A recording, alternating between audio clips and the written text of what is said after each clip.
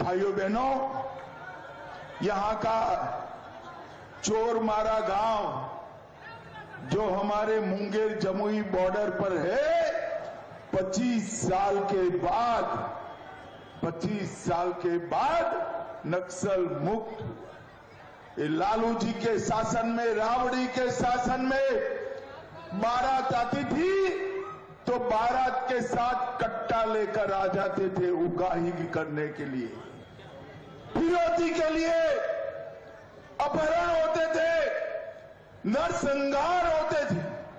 20 से ज्यादा नरसंहार बिहार में हुए और इसने, ये जंगल राज ने बिहार के कल कारखाने बंद करे, व्यापार बंद करा, बिहार को गरीब बनाने का काम किया। मगर नीतीश बाबू ने जंगल राज को समाप्त कर दिया है। मोदी जी ने 10 साल के अंदर बिहार के हर कोने में इंफ्रास्ट्रक्चर बनाकर रोड, पुल, पुलिया, बिजली के कारखाने, गन्ने की फैक्ट्रियां, इथेनॉल की फैक्ट्रियां, खाद की फैक्ट्रियां बिछाकर बिहार के विकास की शुरुआत की है। अगले 5 साल बिहार को विकसित बनाने के 5 साल है। जमुई वालों, विकसित बनाने के 5। एक और 5 साल हमें मैंडेट दे दीजिए, हम बिहार को पूर्ण विकसित राज्य बनाएंगे, पूर्ण विकसित राज्य बनाएंगे।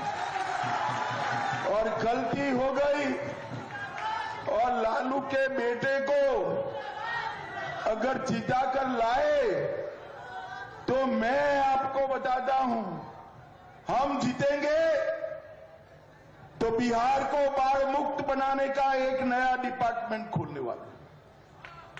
गंगा, गंडक, कोसी, इसका पानी हमारे किसानों के खेत तक पहुंचाने की व्यवस्था भारतीय जनता पार्टी करेगी।